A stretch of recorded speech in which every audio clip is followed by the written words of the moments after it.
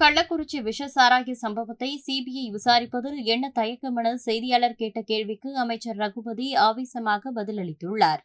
காவல்துறை அதிகாரிகள் நடவடிக்கை எடுத்திருக்காங்க. அங்க இருக்கக்கூடிய அந்த பகுதியில் இருக்கக்கூடிய உள்ளாட்சி பிரதிநிதிகள் மற்றும் அந்த வருவாய்த்துறை இந்த விஓ ஆகட்டும் ஆர்ஐ ஆகட்டும் தாசில்தார் அதாவது வேற எந்த அதிகாரிகள் நடவடிக்கை எடுத்து அதாவது உடனடியாக சிபிசிஐடி விசாரணை, அதைப்போல ஓய்வு பெற்ற நீதியரசர் கோகுல்தாஸ் அவருடைய ஒரு நபர் கமிஷன் விசாரணை, இவை இரண்டையும் அமைத்தவர் மாண்புமிகு தமிழ்நாடு முதலமைச்சர் அவர்கள்.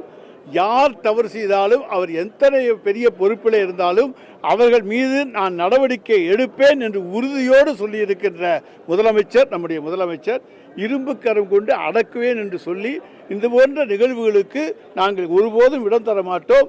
அவர்கள் யாராக இருந்தாலும் மன்னிக்கவும் மாட்டோம், மறக்கவும் மாட்டோம். அவர்கள் மீது உரிய நடவடிக்கை எடுக்கப்படும் என்று சொல்லி இருக்கிறவர் தான் நம்முடைய மாண்புமிகு தமிழ்நாடு முதலமைச்சர் அவர்கள்.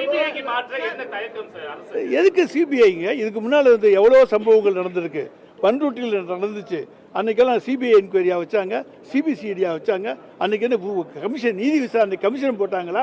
நாங்கள் இன்றைக்கி உடனே சிபிசிஐடி என்கொயரி, உடனே கமிஷன், இவ்வளவு போட்டு உடனடியாக நிவாரணம் எல்லாமே செய்திருக்கிற அரசு தலைவர் தளபதியினுடைய அரசு. இது எதுக்கு சிபிஐ கொண்டு நம்ம நடக்க வேண்டும்?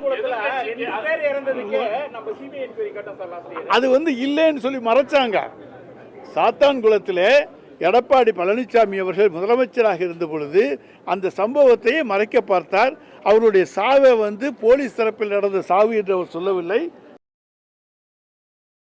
செய்திகளை உள்ளது உள்ளபடி தெரிந்து கொள்ள ரெஃப்ளெக்ட் நியூஸை சப்ஸ்கிரைப் பண்ணுங்க.